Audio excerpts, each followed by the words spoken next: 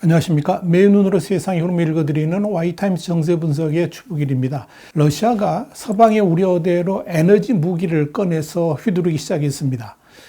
로이터 통신 그리고 블룸버그 통신 등에 따르면 이 러시아 국영가스 업체인 가스프롬은 27일 폴란드와 불가리아에 천연가스 공급을 완전히 중단했다라고 밝혔습니다. 2월 24일 우크라이나 침공 이후에 러시아가 유럽 국가를 상대로 가스 공급을 중단한 것은 이번이 처음입니다. 표면적으로는 가스 대금을 루블화로 결제하지 않았다 하는 이유를 들었습니다만은 이 러시아가 실력 행사를 한 날이 바로 미국과 독일 등 40여 개국이 우크라이나에 대한 무기 지원을 확대하기로 한 바로 다음 날이라는 점에서 이 러시아의 가장 중요한 수출품인 가스를 지렛대로 삼아서 이 나토 동맹국인 폴란드와 불가리아에 대해서 압박을 가한 것이다. 이런 분석이 나옵니다. 이와 관련해서 가스프롬은 이 두 국가가 가스 대금을 러시아 통화인 루블화로 결제하지 않았다 그러면서 루블화 결제에 동의할 때까지 공급 중단을 이어가겠다라고 강조를 했습니다. 원래 푸틴 대통령은 지난 3월 31일 외국 기업이 러시아산 가스를 루블화로 결제하지 않으면 계약이 중단된다 이런 내용의 법령에 서명을 한 바 있습니다. 그리고 이 명령은 4월 1일부터 시행됐습니다만 그동안 EU 국가들이 이런 명령대로 시행하지 않았죠. 그래서 러시아산 가스 대금으로 달러 또는 유로로 결제를 해도 아무런 조치를 취하지 않았었습니다. 또 러시아가 이 가스 대금의 루블화 강제에 대해서 독일이 항의를 하니까 푸틴은 계속해서 유로화로 결제도 좋다 이렇게 승인까지 해준 바도 있습니다.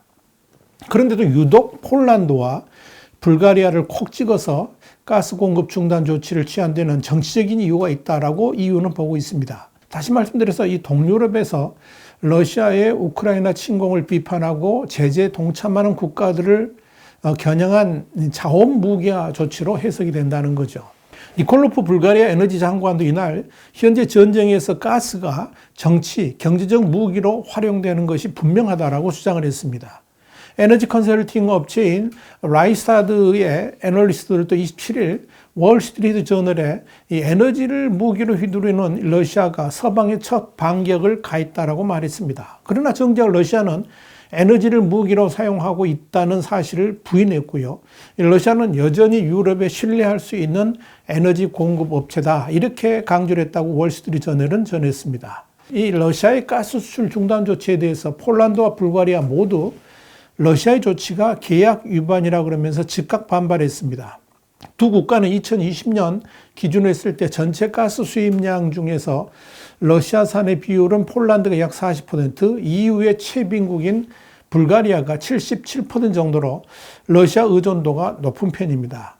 마테우시 모라비에츠키 폴란드 총리는 의회에서 가스 수입을 다른 나라로 돌리려고 여러 해 동안 노력해온 덕분에 폴란드는 에너지 위기로부터 안전하다 그러면서 폴란드에 대한 러시아의 협박은 통하지 않을 것이다 라고 말했습니다.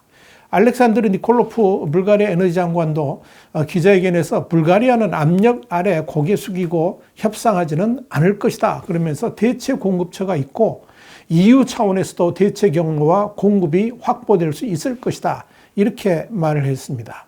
러시아의 폴란드와 불가리아에 대한 가스 공급 중단 조치는 그래안에도 이 러시아 에너지 금수 조치를 논의하고 있던 유럽연합의 분노를 유발하기에 충분했습니다. 유럽연합 그러니까 EU 행정부 수반격인 우르졸라 폰데라이언 집행위원장은 27일 벨기에 브뤼셀에서 열린 기자회견에서 취재진에게 이런 말을 했습니다. 우리는 가스프롬의 결정이 유럽 소비자들에게 가능한 최소한의 영향을 미치도록 할 것이다 그러면서 폴란드와 불가리아는 이제 EU 이웃 국가들로부터 가스를 받는다라고 밝혔습니다. 그러면서 폰데라이언 위원장은 오늘 크렘린궁은 또 한 번 유럽인들 사이에 분열을 심으려는 시도에 실패했다 그러면서 유럽에서 러시아의 화석 연료 시대는 끝날 것이다 이렇게 강조를 했습니다. 폰데라이언 이 위원장은 앞선 성명에서는 유럽 내 고객들에게 가스 공급을 일방적으로 중단한다는 가스프롬의 발표는 가스를 협박의 수단으로 사용하려는 러시아의 또 하나의 시도라 그러면서 부당하고 용납할 수 없으며 이는 다시 한번 가스 공급자로서 러시아를 신뢰할 수 없다는 점을 보여준다라고 비판했습니다. 폰데르라이엔 집행위원장은 이어서 우리는 이 같은 시나리오에 준비되어 있다 그러면서 가스 조율 그룹 회의를 통해서 러시아의 조치를 무력화시킬 것이다. 이렇게 강조를 했습니다. 폰데르라이엔 집행위원장은 또 EU 수입 업체들에게 공급 계약서에 러시아 루블화로 표시된 경우 아닌 한 러시아 요구를 받아들여서 가스 대금을 루블화로 지불하는 것은 제재 위반이 될 것이라고 경고를 했습니다.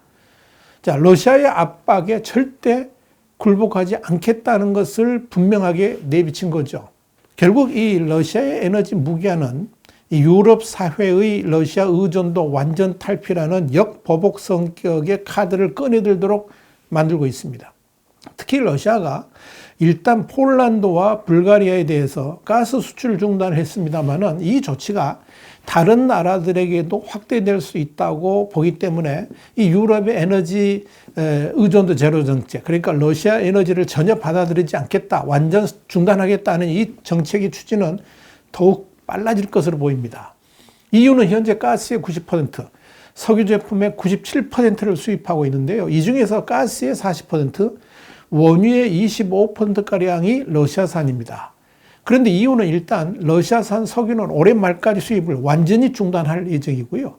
러시아산 가스 수입량의 3분의 1을 다른 공급원에서 연말까지 대체하겠다 하는 거고 2027년까지 대러시아 가스 의존도를 0%로 줄일 계획입니다. EU는 당장 올 겨울에 앞서 가스 저장 시설의 80%를 채워놓겠다 이런 목표도 갖고 있습니다. 이를 위해서 EU는 미국이나 중동, 노르웨이, 북아프리카 등지에서 액화 천연가스, 그러니까 LNG를 들여오는 등 이 러시아 에너지를 대체할 수 있는 수급선을 확보하는 데 속도를 내고 있습니다. 그동안 이 러시아 가스 의존도가 높은 독일은 러시아 에너지 금수 조치에 반대하면서 EU 차원의 러시아 에너지 제재에 동참하지 않았습니다만 그 독일마저도 수일 안에 러시아 에너지로부터 탈출할 수 있게 됐다 그러면서 우선적으로 러시아 석유 수입 금지에 참여하겠다라고 발표했습니다. 이 러시아 정유회사 로스네프트 대신에 폴란드의 그단스크항을 통해서 석유 공급을 받는다는 겁니다. 물론 러시아 가스는 좀 더 시간이 걸리겠지만 이 역시 러시아 의존도를 최대한 줄이겠다라고 선언한 겁니다. 이를 위해서 독일 정부는 이 재생에너지와 LNG 터미널 건설에 대한 투자도 가속화하고 있습니다. 이 천연가스 수입량의 45%를 러시아에서 가져오는 이탈리아도 이미 러시아 가스 의존도를 줄이기 시작했습니다. 이달 현재까지 러시아에서 수입한 가스량은 지난해 같은 달 대비했을 때 절반 수준이다. 이렇게 월스트리트저널은 전하고 있습니다. 이탈리아는 대신 알제리, 이집트, 앙골라 등과 이 가스 공급량을 늘리는 계약을 체결했고요. 이미 또 접촉에 나서고 있습니다. 미국은 27일 러시아가 폴란드와 불가리아 천연가스 공급을 중단하니까 자체 수출을 늘리기로 결정했습니다. 미국 에너지부는 이날 액화 천연가스, 그러니까 LNG 프로젝트 두 곳에 하루 5억 세제곱피트, 그러니까 한 1,415만 입박미터의 LNG 수출을 추가로 허용하기로 했다. 이렇게 발표를 했습니다. 이건 하루에 250만 가구가 난방할 수 있는 양입니다. 이번 조치는 에너지부가 지난달 하루 7억 2천만 세제곱피트, 그러니까 2억 388만 입방미터의 천연가스 추가 수출을 허용한 데 이은 것입니다.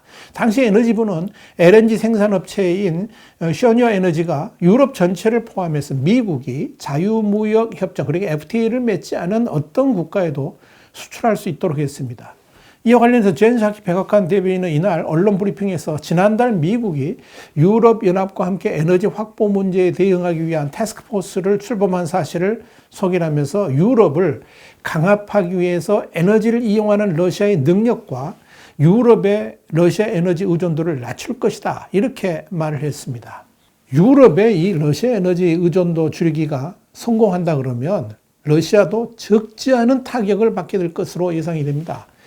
엄청난 타격을 받는다는 거죠. 석유 가스 수입은 러시아 정부 수입의 40%를 차지하고 있습니다.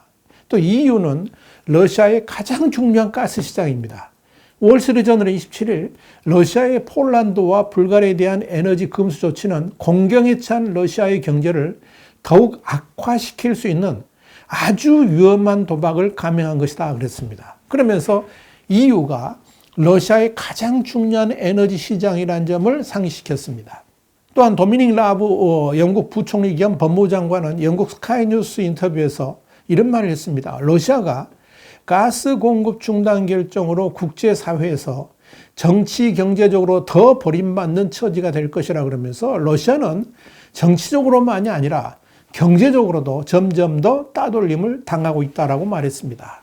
라브 부총리는 이어서 가스 공급 중단은 러시아에게 매우 해로운 영향을 줄 것이라 그랬습니다. 그러면서 러시아 스스로에 끼치는 손해가 매우 클 것이다라고 전망을 했습니다. 실제로 벌써부터 러시아산 에너지의 수출은 타격을 받기 시작했습니다. 4월 접어들면서 유럽의 러시아산 경유 수입량이 대폭 줄어서 하루 77만 배럴에 그칠 것으로 전망된 반면에 아시아와 중동, 미국으로부터 수입하는 경유는 2019년 8월 이후에 가장 많은 76만 배럴에 이를 것으로 추산했습니다. 거의 5대5가 됐다는 거죠. 또한 러시아 최대의 에너지 기업 로즈네프트가 원유 판매처를 찾지 못하는 상황에 빠졌습니다. 이건 심각한 일입니다. 월스트리트저널은 27일 우크라이나를 침공한 러시아에 대한 국제사회의 제재가 러시아의 에너지 업계에도 영향을 미치기 시작했다 그러면서 이 로즈네프트는 지난주 원유 3,800만 배럴을 판매하기 위한 국제 입찰을 시행했지만 낙찰자가 없어서 거래가 중단됐다라고 보도를 했습니다. 월스트리트저널은 세계 최대의 원유 중개업체로 꼽히는 비톨도 올해 말까지 러시아산 원유 거래를 중단할 것으로 알려지는 등 국제 에너지 업계의 분위기도 변화하는 양상을 보이고 있다라고 전했습니다. 월스트리트저널이 더불어서 유럽 대륙에 6개의 정유소를 소유하고 있는 엑손도 이 러시아산 원유에 대한 신규 계약을 체결하지 않기로 결정했다 그러면서 이 러시아 에너지의 엄청난 고객이었던 엑손의 결정은 러시아에 상당한 파급 효과를 가져올 것이다. 이렇게 내다봤습니다.